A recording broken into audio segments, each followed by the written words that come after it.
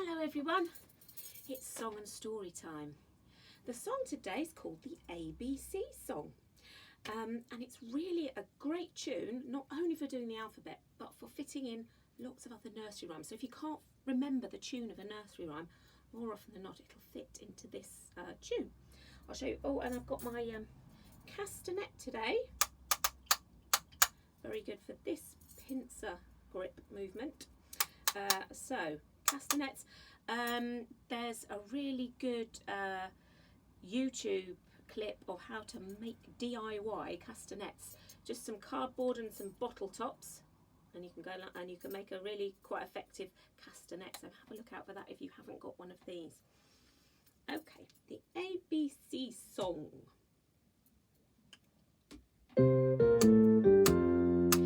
A B C D E F G H I J K L M N O P Q R S T U V W X Y Z. Right, now we're going to fit in bar bar black sheep. Bar bar black sheep, have you any wool? Yes sir, I have 3 bags full. Now we go back to ABC. A B C D E F G H I J K L M N O P Q R S T U V W X Y Z. Now we'll do Jack and Jill. Jack and Jill went up the hill to fetch a pail of water. Jack fell down and broke his crown, and Jill came tumbling after. A B C again. A B C D E F G H I J K L M N O P Q R S T U V W X Y Z. Now we'll do Mary had a little lamb. Mary had a little lamb, his fleece was white as snow, and everywhere that Mary went, the lamb was sure to go. A B C, one more time.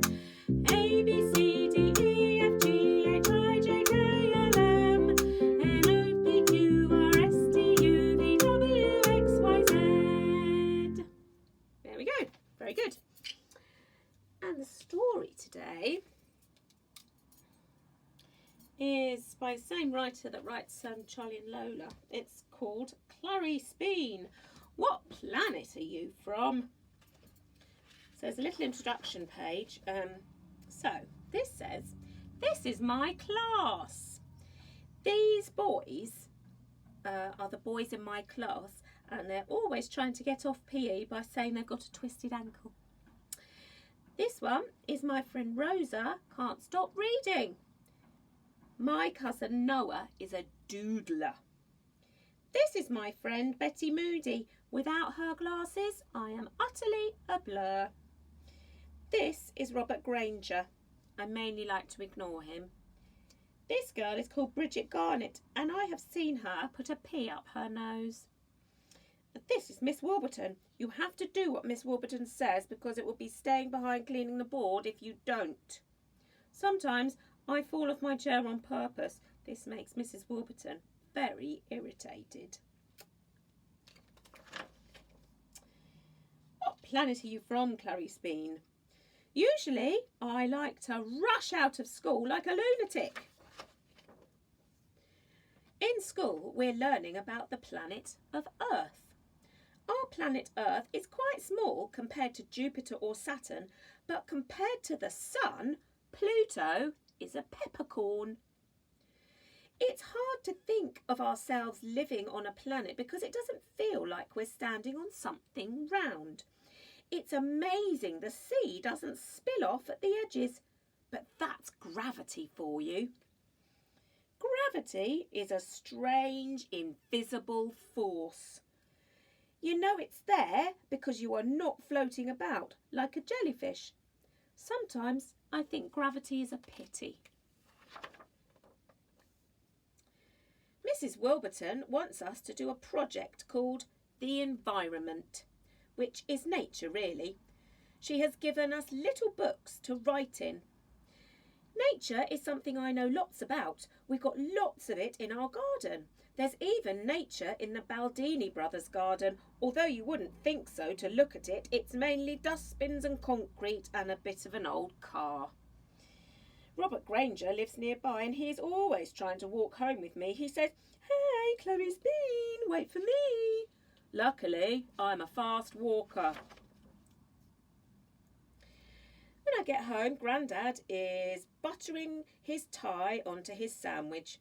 He hasn't noticed he's too busy watching a programme about nature. Grandad loves nature, especially when it's Australian. He likes the idea of living somewhere where not many people are. In Australia, you can drive for maybe squillions of days without noticing a single supermarket, just maybe a kangaroo or a wombat. He says, "I can picture myself sitting in a deck chair on the top of Uluru, listening to the cricket. But I'm just as happy watching the world go by under the tree in Navarino Street." That's our street. I'm busy thinking about trees and planets and holes in the sky. I'm sure there's a big hole above our house because my sister Marcy uses too much hairspray and is causing pollution. No ideas are coming into my head for a project. My mind is a blanket. So I go upstairs and read my comics with the vests and pants in the airing cupboard. Dad says, if it's nature you're after, you should have a peek in Kurt's bedroom. It's a regular safari in there. I'm reading away when I hear a commotion. It's coming from the kitchen, so I scriggle down to see what's going on.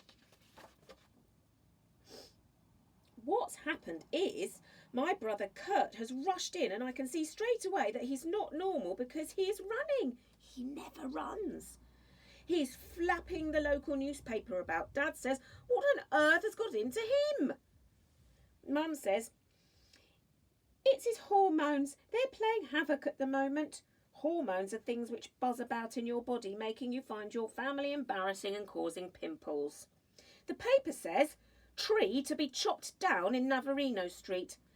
It's a really nice tree too, and it's maybe even at least 100 years old. Kurt says, "I won't have any dinner because I'm too depressed to chew." Grandad switched off the television, so of course we know he's upset.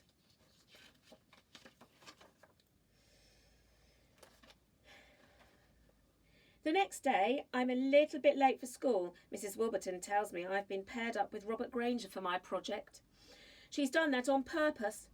Noah and Betty Moody are doing a project about recycling, which is all about what to do with all your old rubbish, which is absolutely not dropping it in the street. If we even drop one piece of litter, my mum will go, "Pick that up at once, you litter bug." Sometimes she runs after people, waving their rubbish at them. It's very embarrassing. Robert Granger is making us do a project on who can walk faster, a snail or a worm. I say, "But that's not important, Mrs. Wilburton." Mrs. Wilburton says, "People who are late for school don't have a leg to stand on." I want to say that's funny, I've got to, but I don't, or it will be a trip to see Mr. Pickering, our headmaster. At least things are exciting at home. Kurt and his friend Morton are going to camp up the tree. Kurt says he's going to become an eco-warrior. He's got a tent and everything. Dad says, "How are you going to pitch a tent up a tree?" Kurt isn't listening. He says, "We are going to make a plan of action to stop all the destruction." Dad mutters, "It's a shame doesn't take action over all the destruction going on in his bedroom." Mum says, "I'm just pleased Kurt's going to do something which involves the word action." When Morton arrives, Marcy runs upstairs to put on more makeup. Kurt and Morton have been gone for several hours and people are beginning to worry themselves sick, i.e. Mum. So when it's 8 o'clock, we go out to see how they're getting on. They're sitting outside their tent. Grandad is there with a thermos flask and his friend Bert the Shirt. We don't know why he's called Bert the Shirt. He just always is. Then Robert Granger comes trotting along. I just can't get rid of him. He says, "Why is your brother camping? Is he on holiday, Clarice Bean?" I say, "No one goes on holiday in their own street, nitwit. That they're having a protest." He says, "They can't be protesting. They haven't got any sign." Kurt goes a bit down in the mouth. Mum tries to cheer him up. She says she's really proud of Kurt and Morton and keen on what they're up to. So after school on Wednesday, me and Noah make some posters. Of course, me now, my squirty younger brother, wants to join in. We write "Free the Tree" because it rhymes really. Noah is mostly doing the pictures. Noah is a good drawer. He can draw anything except for a camel or a horse, so don't bother asking him. When we've finished, we all go down to the tree. We leave a note for Dad because, of course, he's still working like a maniac. Kurt's very pleased with our posters, and he slightly smiles even though Minal has made a bad spelling mistake and no one can spell the word environment. When Dad gets home, he wonders where all the quiet is coming from. Then he sees our note. Up tree, bring food. He decides to make us some spaghetti bolognese. No meat, because Kurt wouldn't eat anything with 4 legs or feathers. Dad would much rather cook for a living, but he's up to his ears in the wheeling and dealing business, and someone's got to bring home the bacon.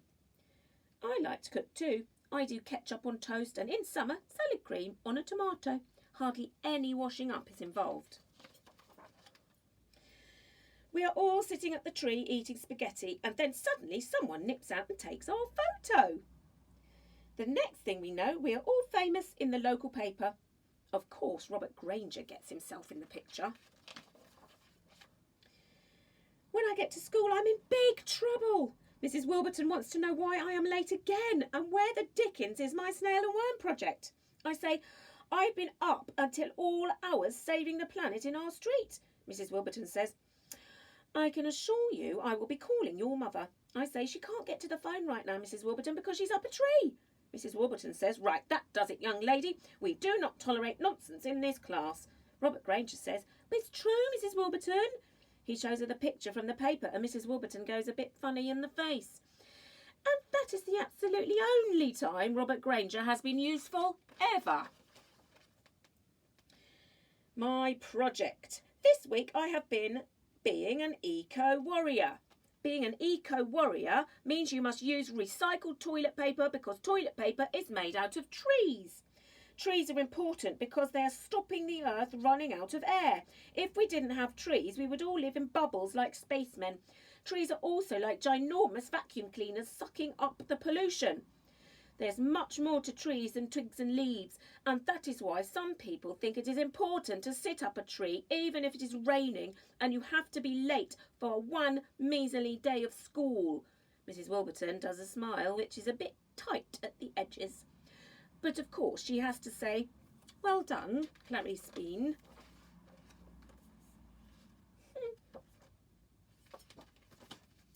It's quite a long one, wasn't it? Clarice Bean, saving the planet. Right, hope you're well, stay safe, and I'll see you very soon. Bye.